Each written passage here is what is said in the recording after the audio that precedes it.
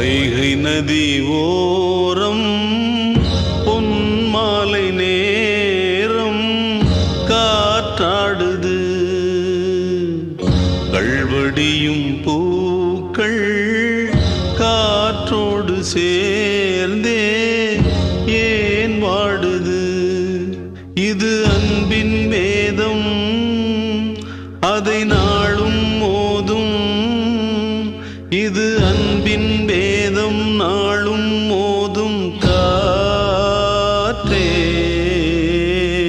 வைகை நதி ஓரம் பொன்மாலை நேரம் காற்றாடுது.